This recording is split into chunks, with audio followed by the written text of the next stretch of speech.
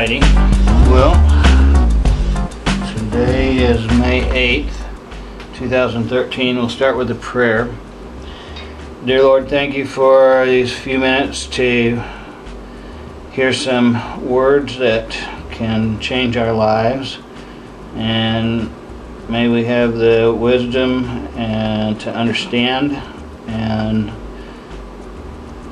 whatever choices we make, we now know that we are the active ones who make the choices and no longer the victims. And for that, we thank you.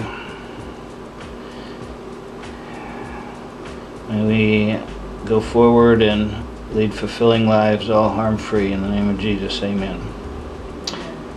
Okay, this section today is particularly important. We are starting the nature of personal reality and are into chapter 15, starting session 656. I have this edition, it's page 289, and I've already have some notes to the side on my book with the word how, H-O-W. So apparently we are going to learn how something. And if you think back to last session, we were given an exercise to make a list of basically how we think about ourselves, and that list is going to reveal to us not only why we choose what we have done in this life, but also to reveal to us other possible roads that may not have been taken but still can be if we choose. Alright, and it's interesting how he starts this, and there actually is a lot of truth to the reason why he did this. If you read more of the Seth material, he's produced a number of books. One of the interesting things is, Jane has lived many lives. We're starting to get into understanding that we have more than one self, and in other of Jane's lives, Seth did not come through and dictate. Okay, so what that means is Jane has lived other similar lives to what she is living now, although this is written in the past. During some and most of those other lives, Seth did not come through and dictate. So he starts this off as probable dictation. What you must understand is this: each of the events in each of your lives was, quote, once, unquote, probable. From a given field of action, then, you choose those happenings that will be physically materialized. Now, I want to stop for a moment. I underlined the last half of that sentence for my own purpose. In a lot of ways, this is real obvious, okay? Sometimes it's so obvious that we take it for granted and don't realize that this can actually be done on what I would say call on the fly. Once you get so that you understand this, you can, as you're walking from one room to the next, change your beliefs and thereby change your outcome, even of that hour. Okay, I know that sounds outrageous. However, after a deeper understanding reveals itself here, and as he has said in one analogy, we wear our beliefs as we wear our clothes, and you can change your clothes and you can change your beliefs. And if you choose the analogy of changing your beliefs is as simple as changing your clothes, then it makes it easier for you to alter them. The next paragraph starts, this operates in individual and mass terms. Suppose that today your home was robbed. Yesterday, the theft was one of innumerable probable events. Now, I chose such an example because more than one person would have to be involved, the victim and the robber. Why was your home ransacked and not your neighbor's? In one way or another, through your conscious thought, you attracted such an event and drew it from probability into actuality. The occurrence would be an accumulation of energy turned into action and be brought about by corollary beliefs. This will upset a lot of people hearing this. Some people will just outright say that it's hogwash and don't believe it, and that's their choice. However, I suggest that you actually listen to these words closely. And the reason is this. We not only are responsible for the good things, in quotes, that happen to us, but also the bad things. It can't be just some of the time. It has to be all of the time in order for us to have the power to change it. So therefore we are responsible for everything that happens to us. And one more thing, this second to last word here, he used the word corollary, so you have to know what that means. Okay, a correlation is not exactly the same thing as, shall we say, that you automatically, shall we say, knew the person who robbed you and invited them in. He's talking about correlation because of basically electromagnetic energy. And remember, ideas are electromagnetic energy that we send out into the atmosphere. A correlation means that there can be somewhat of waves that are created, and one of those waves could be considered a correlation. Okay? This is to help us understand reality. It doesn't mean that it's easy to believe it. However, if you take the step that's necessary in order to understand that we are responsible for all of this that's happening to us, then it becomes easier for you to change your occurrences and your actions and what your future is. And as he's already said, and it's again hard to believe, change your past. The next paragraph says, you may be convinced that human nature is evil, or that no one is safe from another's aggression, or that people are motivated mainly by greed. No, frankly, I don't believe any of those. So if you do find yourself agreeing with some of those beliefs, you need to listen. Such beliefs attract their own reality. If you have anything worth losing, you are then automatically convinced that someone else will take it from you, or try their hardest to do so. In your own way, you send out messages to just such a person. Oops. We are way more responsible for what happens to us than we believe, okay? And he's talking about thoughts, okay, not even actions. So this is the part that's important to understand. What you think matters. He goes on to say, in your own way, you send out messages to just such a person. On basic levels, your convictions will be quite similar, but one will see himself as the victim and one as the aggressor. That is, each of you will react differently to the same set of beliefs. However, the two of you are necessary if a crime of that nature is or is to be committed.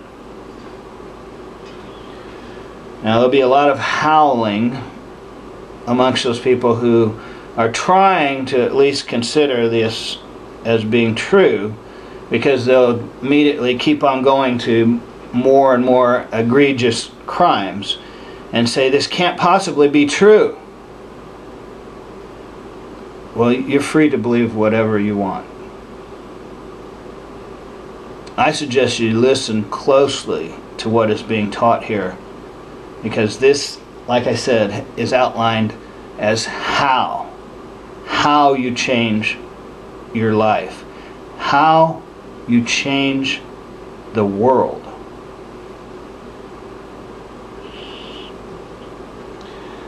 The final paragraph starts off with, the beliefs of both of you find justification in physical life and only reinforce themselves. The fear of robbers attracts robbers. That's a plain statement. Five words, right? 6 words. The fear of robbers attracts robbers. So you could substitute anything in the place of the word robbers. Okay? And you'll see where we're going with that. Fear is a very strong emotion. Okay? And remember, he said that for things to actualize, you have to have that strong emotion behind it. In other words, it's good to be careful. The fear of robbers attracts robbers. If you think that men are evil, however, you are often not able to examine that as a belief, but take it as a condition of reality.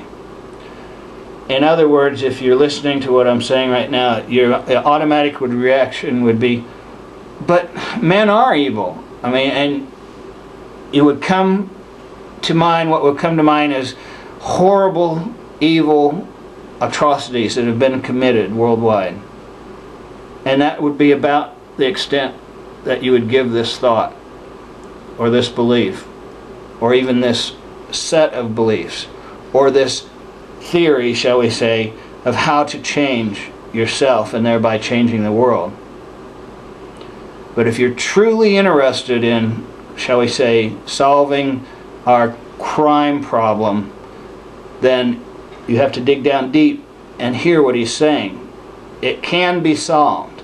The more people that understand what is being said here can literally not only change your own world, but then change the world at large. All of your present experience was drawn from probable reality.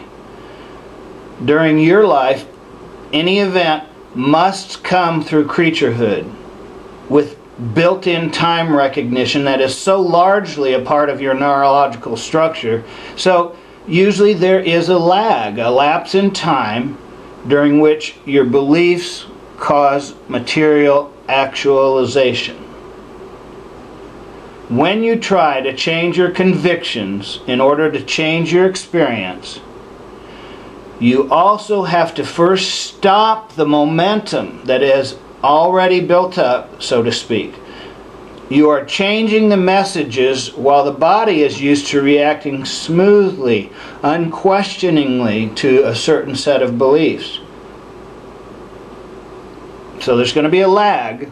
If you change your beliefs, understand that that's going to take some time.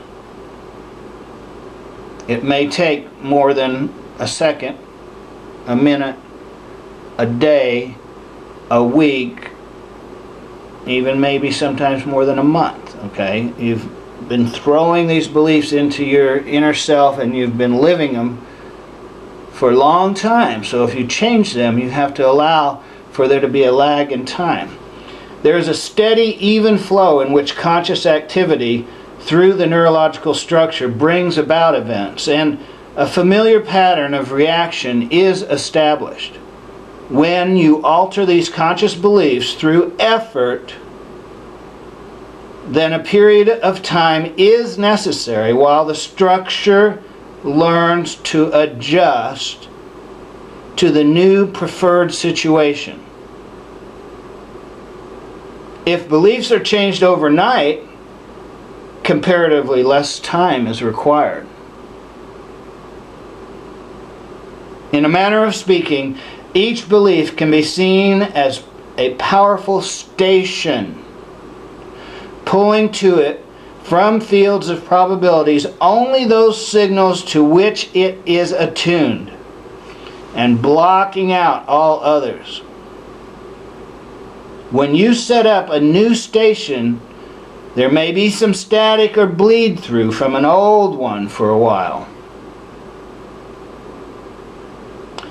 Any ability you have then can, quote, be brought in more clearly, unquote, amplified, and become practical rather than probable. But in such a case, you must concentrate upon the attribute, not, for example, upon the fact that you have not used it well thus far.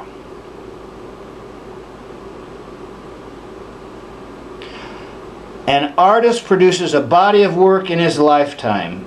Each painting is but one materialization, one focused presentation of an endless variety of probable paintings. The actual work involved in the selection of data is still made according to the beliefs in the artist's conscious mind as to who he is, how good an artist he is, what kind of artist he is, what school of artistic beliefs he subscribes to, his ideas of society and his place in it, and aesthetic and economic values, to name but a few. Now listen to this. The same sort of thing operates in the actualization of any event in which you are involved. You create your life then. Inner images are of great importance to the artist. He tries to project them upon his canvas or board. Again, you are each your own artist, and your inner visualizations become models for other situations and events. The artist utilizes training and mixes his colors in order to give artistic flesh to his painting. The images in your mind draw to themselves all the proper emotional energy and power needed to feel them out as physical events. You can change the picture of your life at any time if only you realize that it is simply the one portrait of yourself that you have created from an unlimited amount of probable ones. The peculiar aspect of your own probable portraits will still be characteristic of you and no other. The abilities, strengths, and variants that you may want to actualize are already latent in your terms and at your disposal. Suppose that you are unhealthy and desire health. If you understand the nature of probabilities, you will not need to pretend to ignore your present situation. You will recognize it instead as a probable reality that you have physically materialized. Taking that for granted, you will then begin the process necessary to bring a different probability into physical experience. You will do this by concentrating upon what you want, but feeling no conflict between that and what you have. because one will not contradict the other. Each will be seen as a reflection of belief in daily life. As it took some time to build up your present image with its unhealthy aspects, so it may take time to change that picture. But concentration upon the present unhealthy situation will only prolong it. Period.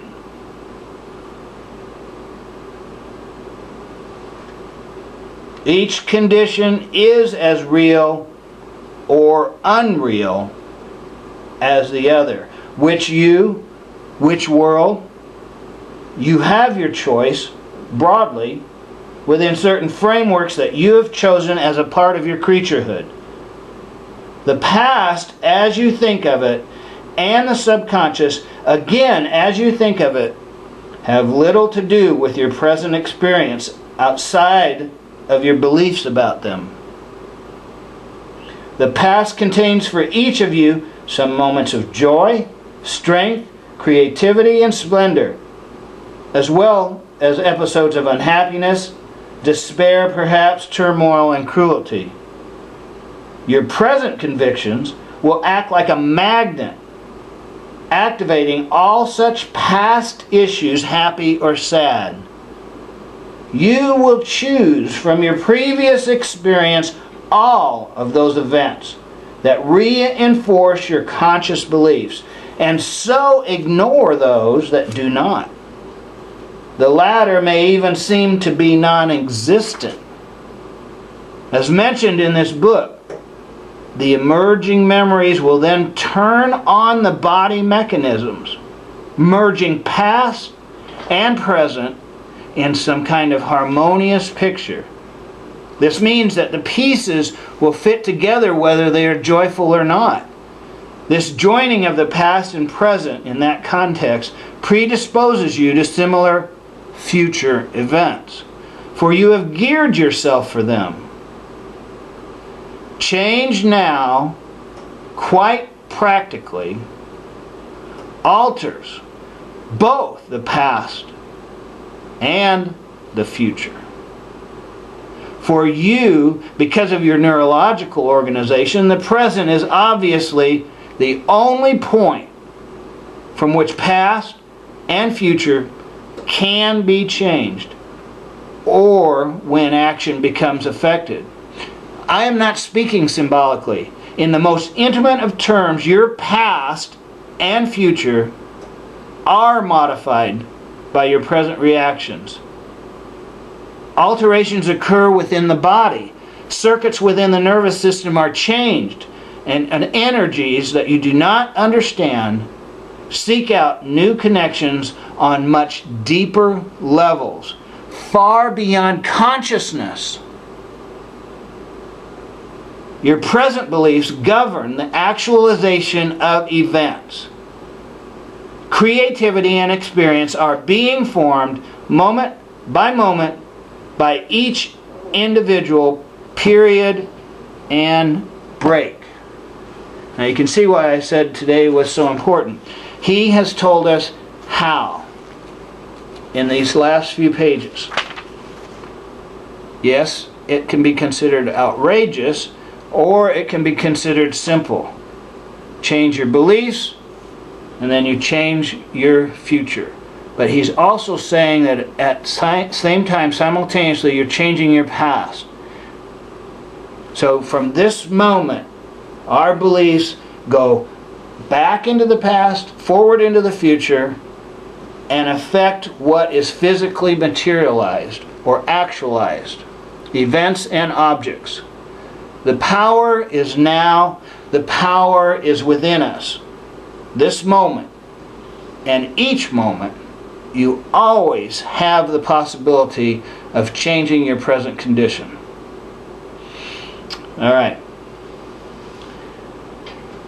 So, a lot of material, and yet we need to sum it up in a few words. The last paragraph that I read is basically a summary of the entire book. Your present beliefs govern the actualization of events. Creativity and experience are being formed moment by moment by each individual. He could have wrote those 2 sentences and that'd be the entire book. However, it is so simple, it is hard for people to believe. And that's what it boils down to. There's not a lot of rocket science here. The problem is we've been conditioned from birth to believe something else. It's your choice.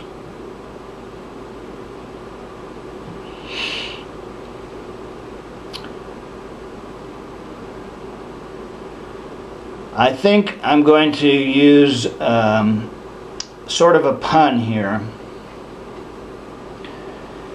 I personally was a fan of X-Files, and I think one of his posters, he had a picture of a UFO and it said, "I want to believe." Okay. What I am going to choose today as our statement is, "I choose to believe." And that'll be our 4 words, and then hopefully that'll help summarize what it is that we've learned here, so that we know each moment we are the one. I choose to.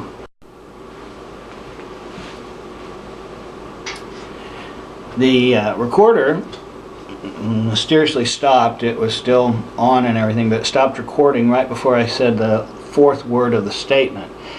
The words are, "I choose to believe." And that'll be our statement for today. And we'll have a closing prayer. Dear Lord, thank you for bringing this material to us through others, and then finally through the words coming into my presence and my ability to broadcast it out. May it help all those that hear this message and those in my heart and mind, all harm-free, in order to create a better world for all of us. In the name of Jesus, amen. Amen.